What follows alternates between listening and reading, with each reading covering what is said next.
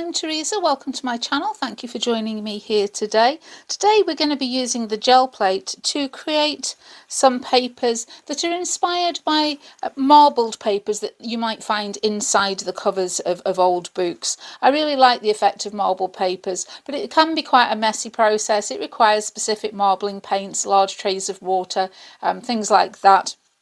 So I thought we'd try and see if we could recreate something similar using the gel plate and acrylic paint. And I create a selection of prints today, and then I'll show you a couple of ideas of how to use your finished prints at the end. So I'm going to clear these out of the way and I'll be back to show you how it's done. I'm going to begin as always with a quick rundown of the items I'm using today. First up is my gel plate, and this is my 5 by 7 inch Jelly Arts brand gel plate. You can use any size plate that you want to. I'm using this size, it's perfect size for the paper that I'm using. And this is just the last few pieces of paper out of a little sketchbook that I'd got. Nothing special, just smooth white paper, just, you know, for sketching with pencils and things like that. Nothing fancy at all there. So I've got that paper.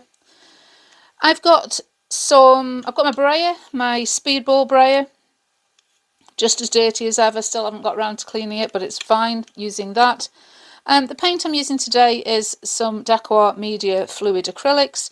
I get people asking, is there a reason that I use a specific type of paint? And the answer is generally no. I have slightly different colour ranges in different types of paint that I've got, and sometimes it's just I want to use those colours, and that's why I choose that particular paint. And I do get people asking, you know, oh, I see you've used fluid acrylics, my paint's drying, should I be using fluid acrylics?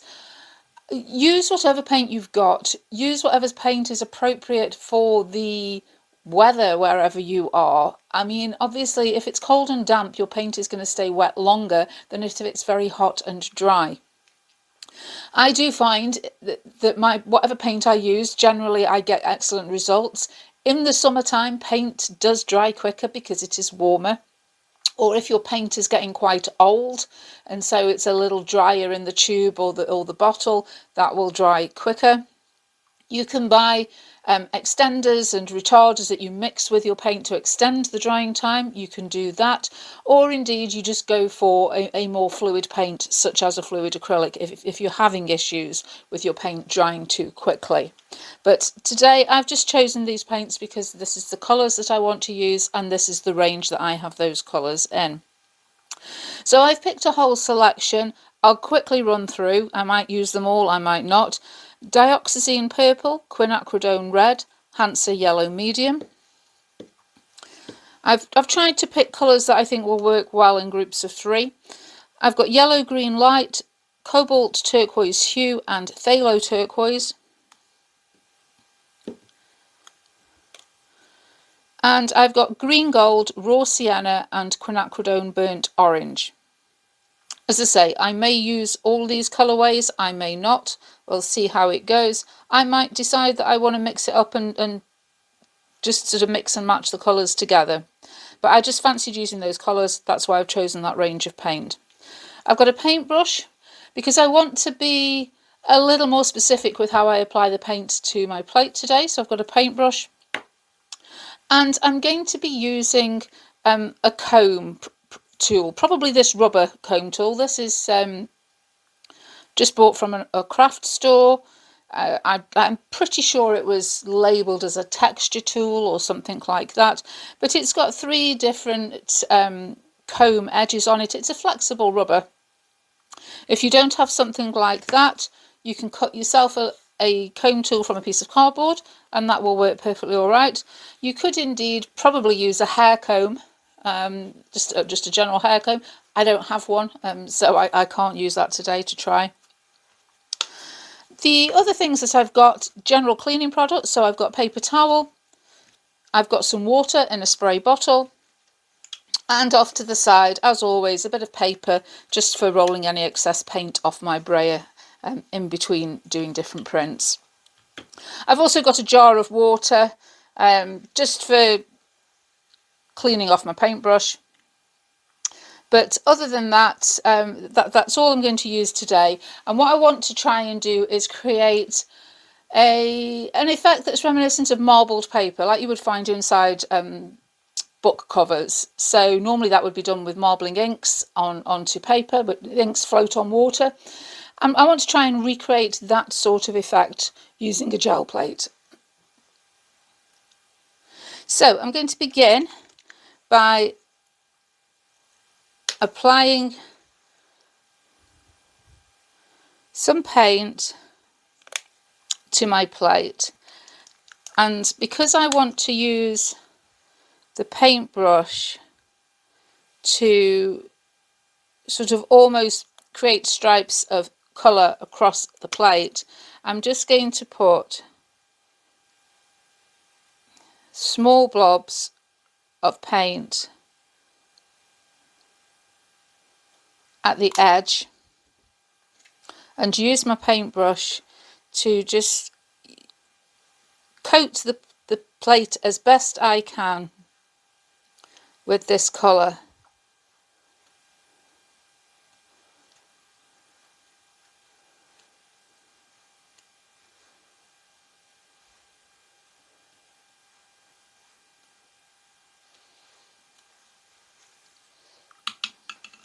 I'm then going to take my comb tool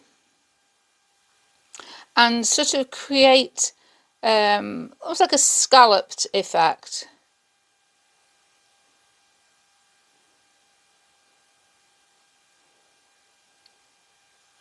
And I'm going to vary the direction that I do that in.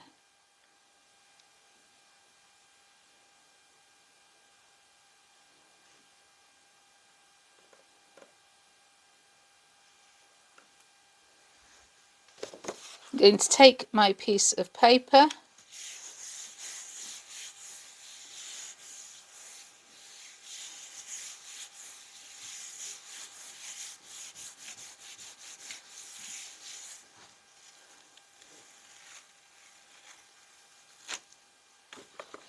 and there's my first print. And I really like the sort of the movement that you can create by using that comb tool.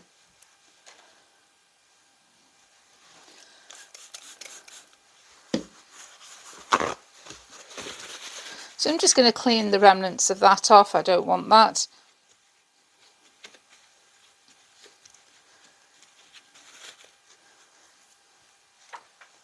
Now obviously on this print, where I've used the tool to sort of to shape the paint, obviously the white of the background is showing through. If you don't particularly want any white, if you want it to be more coloured, you can put down a layer of colour first. So let's take the same three paints again. But first off, I'm just going to put the yellow paint down on my plate. Use the brayer to get a nice even coating.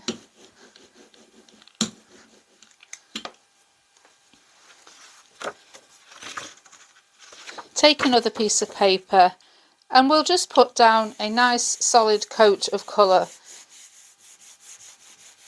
onto our paper.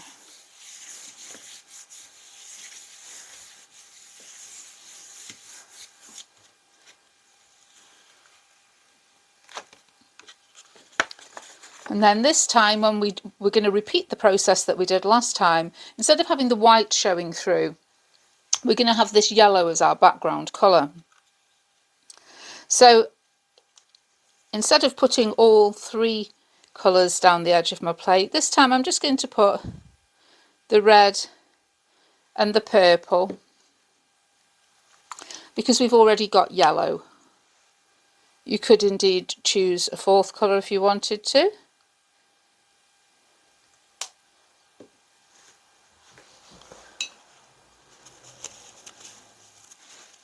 And to get my paintbrush,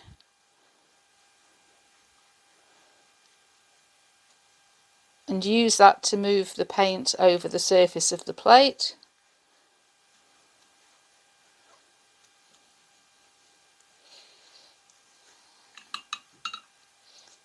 Take our comb tool again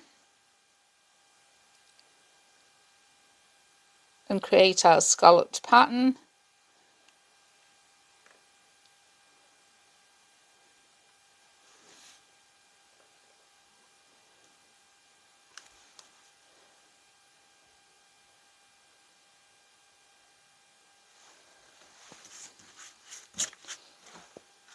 And then we'll take our piece of paper that's already got this yellow background on and print a second layer on top of that.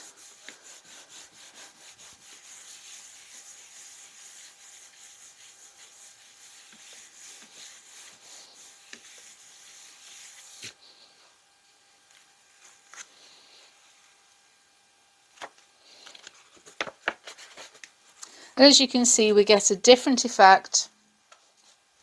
Our colours will be altered slightly because they're working on a coloured background, but we don't have that white showing through. We've got a completely coloured print. So that's two different effects that you can get just by varying whether we put down a base colour or not.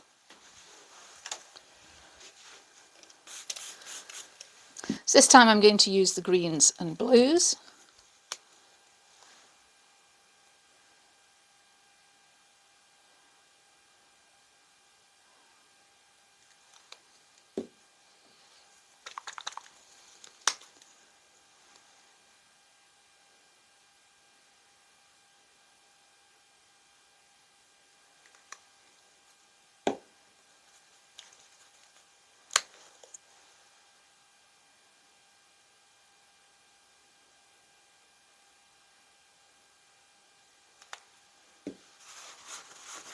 Take my paintbrush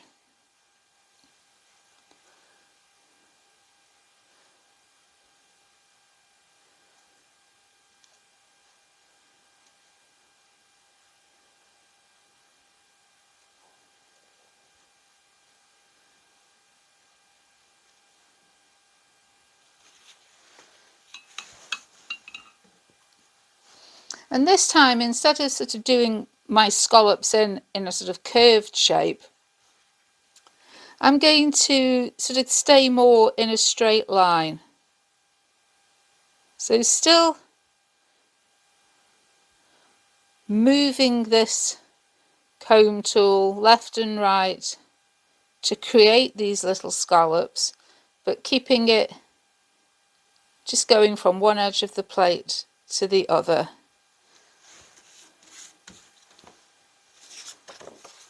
Take my piece of paper,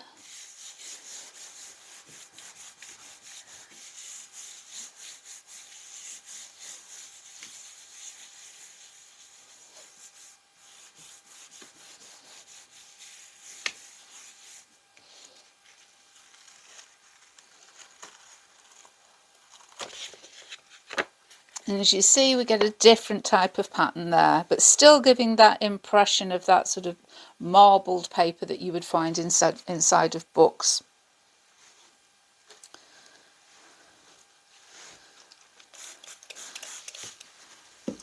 So next we'll stick with the same colours,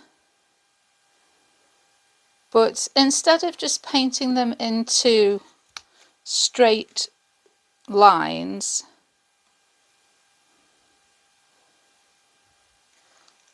we'll vary up the way we apply that paint.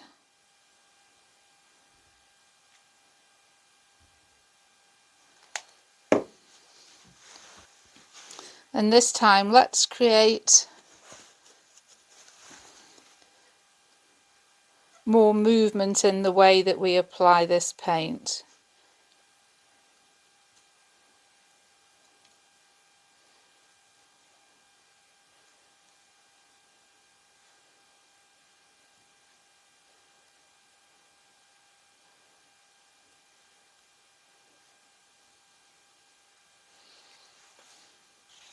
And now that we've got a sort of a wavy effect in our background paint, I'm going to comb in the same way that I did in the previous print.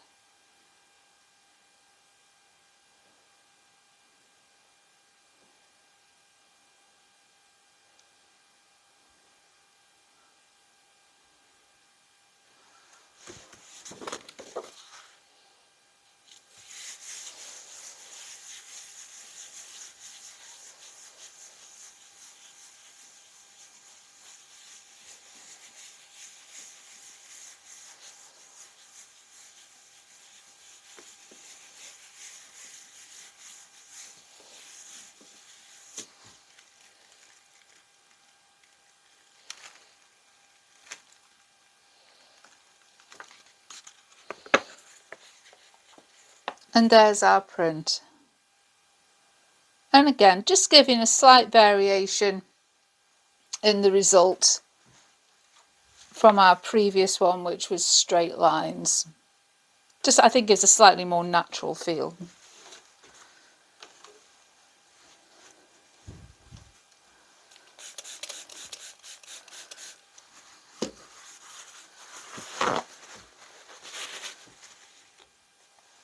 So now I'm going to use the final colourway of paints that I've selected, which was my greens and browns.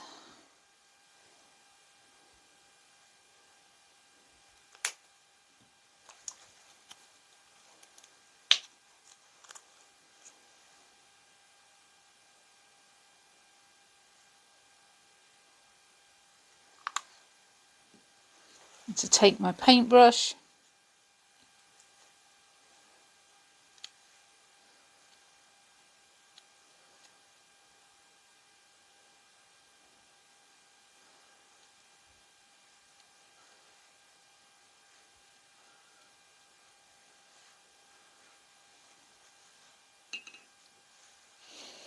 and this time I'm going to sort of change the style of the scallop pattern that I'm making, and I'm going to create bigger loops. So I'm going to be moving up and down much further to create more of a, almost like a giant flower design. So instead of just wiggling it slightly left and right, really moving up and down to create, say, what looks like giant daisy petals.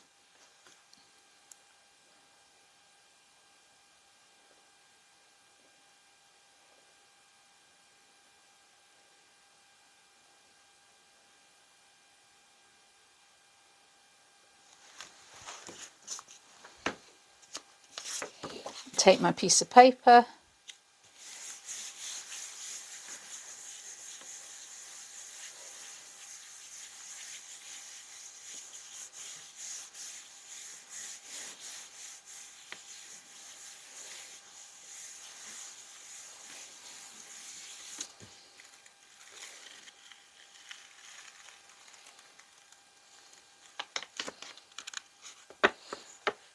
and as you can see, the variation in that pattern in comparison to this one, where we just like sort of we're wiggling that comb up and down a little bit. This time we've created much deeper scalloped shapes.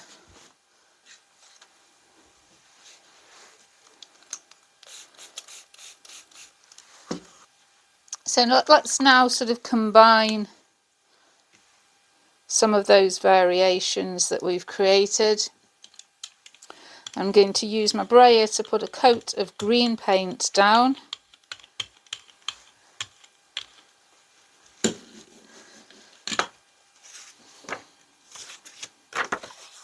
So we've got a solid background colour.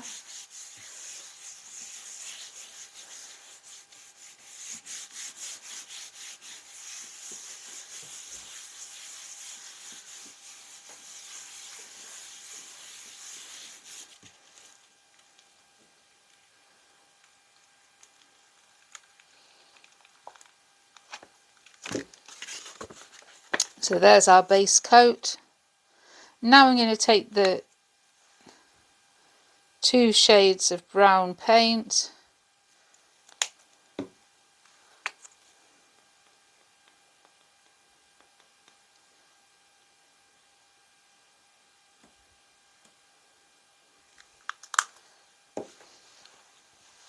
and we're going to apply that with our brush in quite a random fashion.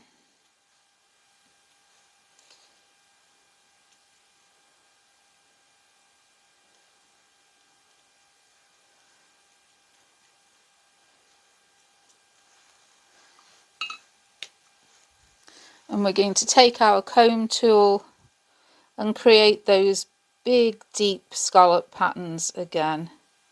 So we're combining our 3 variations of coloured background, wavy application, and an exaggerated comb effect.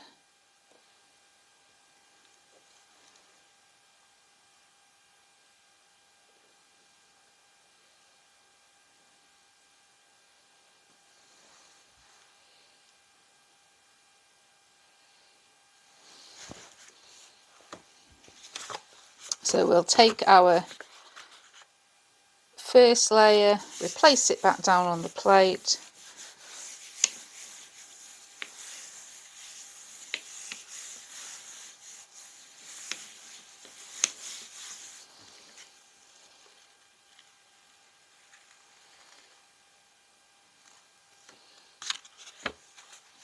and pull our print. And here are my finished prints. I've just trimmed the edges of the paper off. I just think it always makes it a little, it just makes the print look a little better when you cut away the excess. So this was the first one that we did. Really like the effect of that, like the colours that we've got there and the movement. And then we created a very similar print, but we put a yellow base coat down. And again, that gives you a more intense colour, but it also changes the colours of the paint. So do think about what colours you're using together if you are putting a coloured base down, because that can affect the subsequent layers.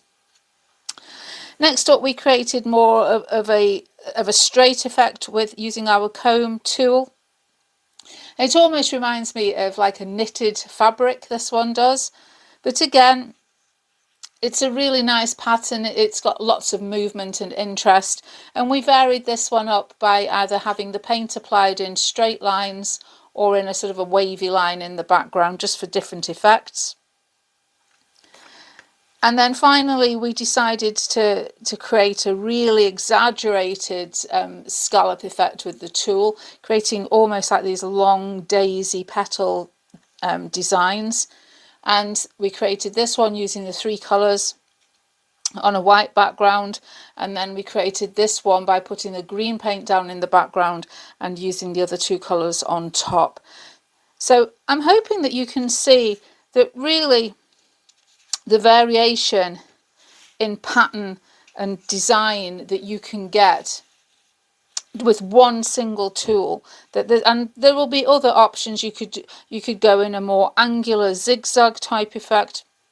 You could cross hatch with straight lines.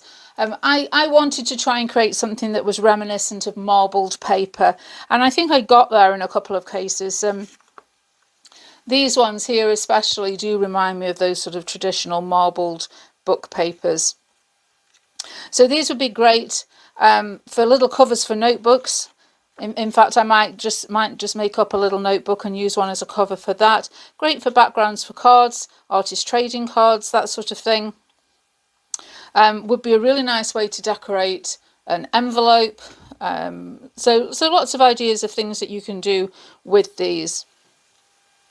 So I've been away and created a couple of finished projects just to show you. And as I said, I thought I wanted to make a little notebook.